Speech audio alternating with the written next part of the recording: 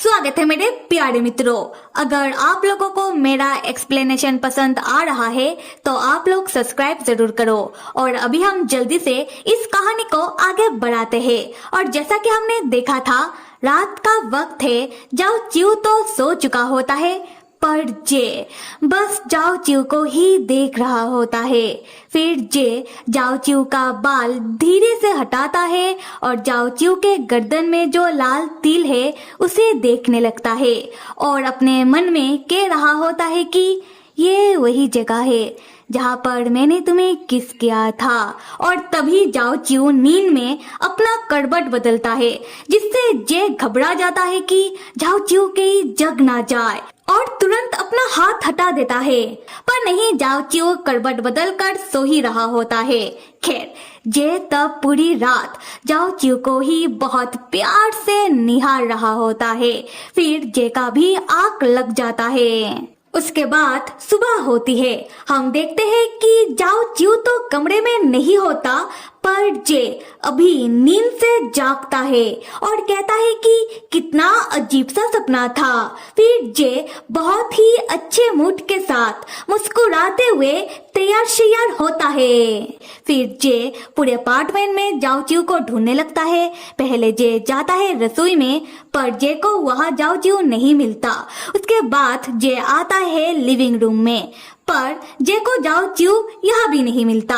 फिर जे सोचने लगता है कि जाओ चिऊ कहाँ जा सकता है। उसके बाद जे जाता है स्टडी रूम में और हम देखते हैं कि जाओ चिऊ स्टडी रूम में ह्यू के कंप्यूटर के सामने बैठा हुआ होता है। हम देखते हैं कि जाओ चिऊ वॉइस असिस्टेंट सिस्टम यानी कि अपने गले के आवाज से कमांड देकर कंप्यूटर को चला रहा होता है। जाओ चिऊ तब कंप्यूटर को एक नाम बताता है और कहता है कि उस नाम का डॉक्यूमेंट ढूंढने के लिए, और कंप्यूटर को उस नाम का डॉक्यूमेंट मिल भी जाता है। तब जे जाओ चिऊ के लिए एप्पल काट कर लेकर आता है और बहुत ही धीरे से जाओ चिऊ के पीछे आकर खड़ा होता है और जाओ चिऊ के कान के पास आकर बहुत ही प्यार से कहता है कि कर क्या रहे हो, मैं तुम्हारे लिए एप्पल काट कर लेकर आया हूँ, खाना चाहोगे? जाओ चिऊ तब थोड़ी देर के लिए चौंक जाता है और जैसे पूछता है कि जे क्या ये तुम हो? और जे लाइक और कौन हो सकता है? खैर, जाओ चिऊ तब जे को बताता है कि जाओ चिऊ कंप्यूटर में एक डॉक्यूमेंट ढूंढ रहा था और तभी जे जाओ चिऊ के मुंह में एप्पल का एक टुकड़ा डाल देता है कि लो खाओ। और जाओ चिऊ तब उस एप्पल के टुकड़े को खाने के बाद अपने जीभ से अपना होठ थोड़ा सा चाटता हुआ कहता है कि मीठा है। और जाओ चिऊ ये चीज बहुत ही नॉर्मली करता है, पर जे का तो नजर जाओ चिऊ के होठों में ही अटक जाता है और तब जे को अपनी और जाओ चिऊ की पहली रात की किस के बारे में याद आने लगता है, जिससे जे शर्मा जाता है। तब जाओ चिऊ कुछ कहने वाला होता है, पर जे तब एप्पल के टुकड़े को एक के बाद एक करके जाओ चिऊ के मुंह में बस ठूसने लगता है, जिससे एप्पल का टुकड़ा तो जाओ चिऊ के गले में ही अटक जाता है। जाओ चिऊ तब जे को रोकते हुए कहता है कि बस बस रुक भी जाओ, अरे जे तुमने एप्पल को बहुत ही बड़े टुकड़ों में काटा है। हम जे को देखते हैं जो जाओ चिऊ को देखकर मुस्कुरा रहा होता है और अपने मन ही मन कह रहा होता है कि मैं क्या करूं जाओ चिऊ, जब से मुझे पता चला है कि तुम वही हो जिसको मैं हमेशा से ही पसंद करता हुआ रहा हूँ, तब से तो मेरा मूड ही बदल गया है, मैं खुद को रोक नहीं पा रहा हूँ। खैर, दूसरी तरफ जाओ चिऊ जो जैसे कहने लगता है कि हे जे इधर आकर मेरा मदद करो और कंप्यूटर के स्क्रीन में देखकर बताओ तो इस डॉक्यूमेंट में क्या लिखा हुआ है। उसके बाद जे कंप्यूटर के स्क्रीन में देखता है और कहता है कि ये तो कोडिंग लग रहा है। जाओ चिऊ कहता है कि अच्छा तो पढ़कर बताओ। तब जे कोडिंग को घूरने लगता है क्योंकि जे ठहरा कोडिंग का भी अनाड़ी। जे को समझ में नहीं आ रहा होता कि वो कोडिंग को किस तरीके से पढ़े। जे पूछता है कि क्या सच में पढ़ना होगा? जाओ चिऊ मुस्कुराते हुए कहता है कि हाँ जे शुक्रिया। जाओ चिऊ को मुस्कुराता हुआ देखकर जे खुद ही शर्मा जाता है। जे कहता है कि ठीक है पढ़ता हूँ। फिर जे बहुत ही मुश्किलों से कोडिंग को पढ़ने लगता है और ऐसा करता हुआ 5 मिनट बीत जाता है। फिर जे को कुछ समझ में आ नहीं रहा होता क्योंकि अभी बस कोडिंग में सिंबल होता है। जे तब उन सिंबल के बारे में ही जाओ चिऊ को बताने लगता है। तब जाओ चिऊ कहता है कि बस बस रुक जाओ जे, ये बताने की जरूरत नहीं है। तब जे एक गहरी सांस लेता हुआ कहता है कि उफ, ये कोडिंग पढ़कर तो मेरा सर में दर्द होने लगा। तो फिर जाओ चिऊ तुम बताओ कि तुम्हें क्या समझ में आया। जाओ चिऊ तब जैसे पूछता है कि जे थोड़ा देखकर बताओ तो ये डॉक्यूमेंट कितना बड़ा है। जे देखकर बताता है कि 250 MB का। तब जाओ चिऊ टेबल में अपना हाथ मारते हुए कुछ ढूंढने लगता है। जे पूछता है कि जाओ चिऊ तुम क्या ढूंढ रहे हो। जाओ चिऊ कहता है कि मुझे एप्पल खाना है। जे तब एप्पल का प्लेट जाओ चिऊ को पकड़ा देता है।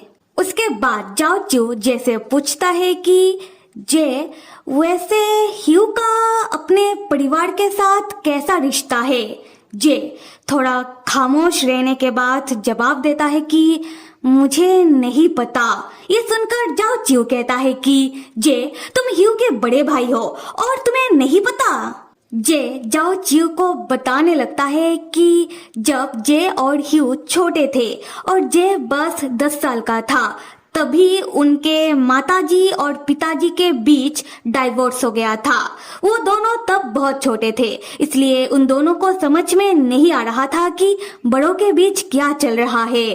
खैर, डाइवोर्स के बाद जे के पिताजी जे को अपने साथ लेकर चले जाते हैं और उनकी माताजी ह्यू को उनके साथ लेकर दूसरे शहर चली जाती है। उसके बाद से उन दोनों का मिलना जुलना बहुत ही कम होता था और बड़े होने के बाद तो उनका मिलना बिल्कुल बंद ही हो गया था। बहुत सालों से जे ह्यू से मिला भी नहीं, इसलिए जे को ह्यू के हालात के बारे में उतना नहीं पता। और बहुत सालों बाद जब जे ह्यू से मिला, ये कहते हुए जे थम जाता है। फिर जे गहरी सांस लेता हुआ कहता है कि तब ह्यू ने मुझे तुम्हारे पास बेच दिया तुम्हें देखने के लिए। तब जाओ चिऊ कहता है कि अच्छा हुआ कि ह्यू ने अपने जैसा कोई सरफिरा मेरे पास नहीं भेजा मुझे देखने के लिए, वरना मुझे नहीं पता कि मैं उस बंदे को कैसे संभालता। तब जे कहता है कि शुक्रिया कि तुमने मुझे सरफिरा नहीं कहा। उसके बाद जाओ चिऊ बताता है कि ह्यू जब जाओ चिऊ को इस अपार्टमेंट में लेकर आया तब ह्यू ने जाओ चिऊ से कहा था कि उसे जाओ चिऊ को कोई तोहफा देना है। उसके बाद जाओ चिऊ को लगने लगा कि ह्यू ने जाओ चिऊ को बेवकूफ बनाया, पर अब लगता है कि ह्यू सच कह रहा है। ये सुनकर जे पूछता है कि तुम्हारा क्या मतलब है। तब जाओ चिऊ बताता है कि ये वही डिजाइन है जिसको ह्यू ने जाओ चिऊ से चुरा लिया था। जाओ चिऊ जे को बताता है कि कमरे की 2 जोड़ी डिटेल ड्राइंग की ब्लूप्रिंट क्यों है, क्या तुम्हें पता है? क्योंकि शुरू से ही कमरे की 2 जोड़ी ब्लूप्रिंट थी और ह्यू ने अपना डिजाइन कुछ ऐसा बनाया है कि उसने वहां पर 2 जोड़ी सर्किट बनाया है, जो एक है कमरे की फ्लोर के नीचे के बोर्ड में और दूसरा है कमरे की सीलिंग के नीचे इंस्टॉल है। और हम तब जे को देखते हैं जो जाओ चिऊ की बातों को ध्यान से समझने की कोशिश कर रहा होता है। जाओ चिऊ जे को अपने पास्ट के बारे में बताने लगता है। जाओ चिऊ कह रहा होता है कि जब यूनिवर्सिटी में जाओ चिऊ का पढ़ाई चल रहा था तब ह्यू ने बस यूनिवर्सिटी में आकर एडमिशन ही लिया था और उस समय जाओ चिऊ जिस घर में भाड़े पर रह रहा था ह्यू भी आकर उसी घर में भाड़े पर रहने लगा। और यूनिवर्सिटी के समय में जाओ चिऊ का 2 मेजर सब्जेक्ट था, पहला तो मैथमेटिक्स और दूसरा कंप्यूटर साइंस, और ह्यू का भी मेजर सब्जेक्ट कंप्यूटर साइंस था। ये जानकर जे थोड़ा मायूस हो जाता है कि जे कैसा बड़ा भाई है। उसे अपने छोटे भाई ह्यू के यूनिवर्सिटी लाइफ के बारे में कुछ भी नहीं पता और ना ही ह्यू ने कभी जे से इस बारे में कुछ बात की। खैर यहाँ से हमें फ्लैशबैक दिखाया जाता है। जाओ च्यू अपने भाड़े के घर में रसोई में खाना बना रहा होता है और ह्यू तब बहुत ही धीरे से रसोई में आता है और फ्रिज खोलता हुआ जाओ च्यू से पूछने लगता है कि जाओ च्यू खाने में क्या बना रहे हो। तब जाओ च्यू थोड़ा सा चौंक जाता है और ह्यू से पूछने लगता है कि अरे ह्यू तुम कब आए, मुझे तो पता ही नहीं चला। फिर जाओ च्यू मुस्कुराते हुए कहता है कि मैं तुम्हारा पसंदीदा खाना बना रहा हूँ। उसके बाद हमें दिखाया जाता है कि ह्यू के पास एक कैमरा होता था और ह्यू अक्सर उस कैमरे से या तो जाओ च्यू का वीडियो बनाता रहता था या फिर जाओ च्यू का फोटो खींचता रहता था और जाओ च्यू से कहता था कि कैमरे की ओर देखकर मुस्कुराने के लिए। यहाँ से हम फ्लैशबैक से बाहर आते हैं। जाओ च्यू जे को बता रहा होता है कि ह्यू अपना ट्रू सेल्फ छुपाने में बहुत माहिर था। ह्यू अंदर से कुछ और था और बाहर कुछ और ही दिखाता था, पर उन दिनों जाओ च्यू ने ह्यू को शुरू से ही अपने छोटे भाई जैसा माना। ये सुनकर जे कहता है कि क्या अपने छोटे भाई जैसा? हाँ जाओ च्यू तुमने बिल्कुल सही किया, ह्यू तुम्हारा छोटा भाई जैसा ही तो है, बल्कि ह्यू हम दोनों का ही छोटा भाई है। जाओ च्यू सीरियस होता हुआ कहता है कि जे तुम्हें सुनना भी है कि आगे क्या हुआ? जे हाँ में जवाब देता है। जाओ च्यू तब अपने मन में कहता है कि पर मुझे नहीं लगता कि ह्यू ने कभी भी मुझे अपना बड़ा भाई जैसा माना। उसके बाद जाओ च्यू जे को बताने लगता है कि जैसे जैसे समय बीतता गया जाओ च्यू ह्यू के बारे में थोड़ा बहुत जानता गया। जाओ च्यू के हिसाब से ह्यू एक ऐसा बंदा है जो कामयाबी के पीछे भूखा है, ह्यू को हर हाल में जीतना है। फिर जाओ च्यू बताता है कि एक बार की बात थी, ह्यू ने फुल टाइम स्कॉलरशिप के लिए अप्लाई किया था, पर ह्यू को फुल टाइम स्कॉलरशिप नहीं मिला था, बल्कि उसके बाकी कोर्समेट को फुल टाइम स्कॉलरशिप मिल गया था, जिससे ह्यू बहुत ही गुस्से में आ गया था। ये जानकर जे अपने मन ही मन कहता है कि हाँ इतना तो मैं अपने छोटे भाई ह्यू को जानता हूँ कि वो ऐसा कर सकता है। जाओ च्यू तब कह रहा होता है कि जाओ च्यू और ह्यू दोनों 1 साल तक एक साथ रहे। फिर जाओ च्यू मुस्कुराते हुए कहता है कि पर मैं तुम्हें यह सब क्यों बता रहा हूँ? जे कहता है कि नहीं नहीं बताओ, मुझे सच में जानना है। जाओ च्यू कहता है कि ठीक है तो फिर मैं तुम्हें मुद्दे का बात बताता हूँ। और यहाँ से हमें फ्लैशबैक दिखाया जाता है। हम देखते हैं कि जाओ च्यू अपने भाड़े के घर में बैठकर कंप्यूटर में कोडिंग कर रहा था। जाओ च्यू बता रहा होता है कि उस समय जाओ च्यू बहुत ही बोर रहने लगा जब जाओ च्यू यूनिवर्सिटी का सीनियर था, इसलिए जाओ च्यू बस ऐसे ही एक दिन सिक्योरिटी सिस्टम बना डाला। और यहाँ से हम फ्लैशबैक से बाहर आते हैं। जे पूछता है कि क्या सिक्योरिटी सिस्टम? जाओ च्यू कहता है कि हाँ, ये जाओ च्यू का बहुत ही बचकाना और अनरियलिस्टिक सोच था जिसको जाओ च्यू ने सच कर दिया। पर जाओ च्यू करता भी क्या, उन दिनों जाओ च्यू बहुत ही बोर रहने लगा तो जाओ च्यू ने कोडिंग करता हुआ सिक्योरिटी सिस्टम बना दिया। उसके बाद जाओ च्यू अपने हाथों से एप्पल का प्लेट ढूंढकर एप्पल के प्लेट को अपने हाथों में उठाकर जे को समझाने लगता है कि सोचो जे, ये जो एप्पल का टुकड़ा है ये खजाना है और ये जो प्लेट है ये कमरा। तुम खजाने को इस कमरे के अंदर रख देते हो और ये प्लेट है खुद में ही इलेक्ट्रिसिटी का सर्किट और जनरेटर भी इसी सर्किट का हिस्सा है। फिर जाओ च्यू प्लेट के चारों ओर अपना उंगली घुमाता हुआ कहता है कि ये है 1 वे सर्किट, जहाँ से इंफॉर्मेशन बाहर तो जा सकती है पर अंदर नहीं आ सकती। और मेरा ये दावा है कि इस प्लेट को कोई भी बदल नहीं सकता और अगर ये खजाना यानी कि ये एप्पल खुद से कहीं जाने की कोशिश करता है तब इस प्लेट में से आवाज आने लगेगी और एक कांच का ढक्कन आकर इस एप्पल को ढक देगा। जे तुम्हें समझ में आ रहा है ना कि मैं क्या कह रहा हूँ? जे कहता है कि ठीक है तुम बताते जाओ, और अपने मन में सोचने लगता है कि मुझे तो इतना ही समझ में आ रहा है कि ह्यू ने जाओ चियो का फायदा उठाया, पर क्यों और उस समय उसके दिमाग में चल क्या रहा था। फिर जाओ चियो कहता है कि अब मैं तुम्हें सिक्योरिटी सिस्टम का सबसे कठिन फीचर बताने वाला हूँ।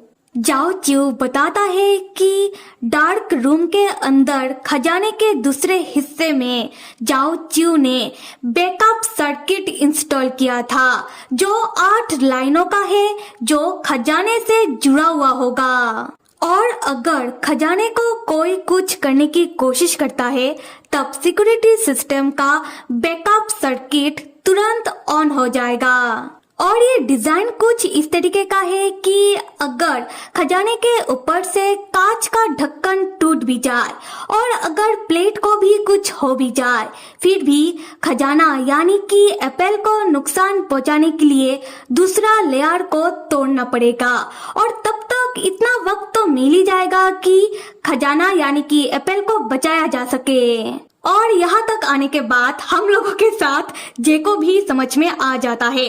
जे कहता है कि अच्छा अब मैं समझा।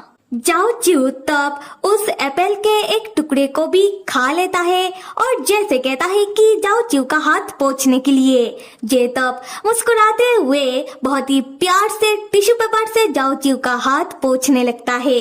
अरे यही तो हमें देखना था। खैर जाओ चियो तब जे को बता रहा होता है कि जे सच में उन दिनों में बहुत ही बोर हो रहा था, तो मैंने सिक्योरिटी सिस्टम का डायग्राम यानी कि ब्लूप्रिंट और प्रोग्राम यानी कि कोडिंग पूरा बना डाला था। और उस समय ह्यू ने कहा था कि उसे मेरे काम में इंटरेस्ट है, इसलिए जाओ चियो ने अपने काम का एक बैकअप पेन ड्राइव में डालकर ह्यू को दे दिया था, पर जाओ चियो का ओरिजिनल डिजाइन उसके कंप्यूटर में ही था। फिर जाओ चियो बताता है कि उसके एक हफ्ते बाद उनके भाड़े के घर से जाओ चियो का कंप्यूटर चोरी हो जाता है, जिसमें जाओ चियो का डिजाइन था, वो सिक्योरिटी सिस्टम वाला डिजाइन। और पास्ट में चोरी के 1 महीने बाद जाओ चियो को पता चलता है कि ह्यू ने एक जरूरी डिजाइन अवार्ड जीता है, और जब जाओ चियो जाकर देखता है कि कौन सा अवार्ड, तब जाओ चियो को पता चलता है कि ये तो वही डिजाइन है जिसको जाओ चियो ने बनाया है, जो जाओ चियो के कंप्यूटर के साथ चोरी हो गया था, क्योंकि जाओ चियो ने अपने डिजाइन के नाम में गलत स्पेलिंग्स लिख दिया था और ह्यू ने भी बिल्कुल वही नाम लिखा पर गलत स्पेलिंग्स के साथ। जाओ चियो जे को बताने लगता है कि ह्यू ने जाओ चियो के डिजाइन में बिल्कुल भी बदलाव नहीं किया। जाओ चियो ने जिस तरीके का डिजाइन बनाया था, ह्यू वही डिजाइन जाकर पेश कर दिया। जे तब मन में सोचने लगता है कि ह्यू ने किस तरीके से जाओ चियो का कंप्यूटर चुराया होगा। फिर ये जानने के बाद तो जे अपने मन में कहता है कि उस समय जाओ चियो कितना निराश हो गया होगा, नहीं, क्योंकि जाओ चियो ह्यू को अपना छोटा भाई जैसा मानता था। तब जाओ चियो जैसे कह रहा होता है कि मेरे लिए डिजाइन उतना मायने नहीं रखता, क्योंकि मैं ऐसा डिजाइन हजारों बना सकता हूँ, पर ह्यू का इरादा और ह्यू ने जो कुछ भी किया उसके बाद तो सब खत्म। जाओ चियो कहता है कि तब जाओ चियो को ह्यू से डर लगने लगा। जाओ चियो कह रहा होता है कि हाँ, पहले जाओ चियो सबके ऊपर यकीन कर लेता था, जाओ चियो सबको माफ भी कर देता था, पर उन दिनों जो कुछ भी हुआ उसके बाद जाओ चियो ने तय कर लिया कि जाओ चियो अपने भाड़े के घर को छोड़कर चला जाएगा। यहाँ से हम फ्लैशबैक देखते हैं जहाँ जाओ चियो अपने सामान के साथ अपने भाड़े के घर को छोड़कर जा रहा होता है और ह्यू वही खड़े खड़े जाओ चियो को जाता हुआ देख रहा होता है। अभी हम फ्लैशबैक से बाहर आते हैं। जाओ चियो जैसे कहता है और उसके बाद से जाओ चियो ने ह्यू से सारा कांटेक्ट तोड़ दिया था। तब ये पूछता है कि तो फिर बाद में कैसे? जाओ चिऊ कहता है कि बाद में जो कुछ भी हुआ इसका इन सब से कोई लेना देना नहीं है, इसलिए मैं इसके बारे में बात नहीं करना चाहता। फिर जाओ चिऊ जैसे कहता है कि इस अपार्टमेंट का डिजाइन मेरे डिजाइन जैसा है और जो एप्पल है ये हम लोग है और नीचे जो प्लेट है ये अपार्टमेंट है। तब जे पूछता है कि क्या हम इसके ऊपर के कांच के ढक्कन को हटा नहीं सकते हैं? ये सुनकर जाओ चिऊ खामोश हो जाता है। जे पूछता है कि क्या हुआ, खामोश क्यों हो गए हो? अच्छा, तो ओरिजिनल सिक्योरिटी सिस्टम की डिजाइन को बनाया है जाओ चिऊ ने, इसलिए जाओ चिऊ को ब्लूप्रिंट का इतना अच्छा खासा ज्ञान है। और रहा सवाल ह्यू का, तो ह्यू ने पहले तो जाओ चिऊ के डिजाइन को चुरा कर अपने नाम पर इनाम जीत लिया और जब जाओ चिऊ की आंखों की रोशनी चली गई तब ह्यू ने उसी सिक्योरिटी सिस्टम की प्रोग्राम को अपने हिसाब से अपने अपार्टमेंट में इस्तेमाल करके जाओ चिऊ को अपने अपार्टमेंट में कैद कर दिया। वाह, आशा करती हूँ कि आप लोगों को इतना तक समझ में आ गया होगा और कहानी को आगे देखने के लिए till then stay with me and see you.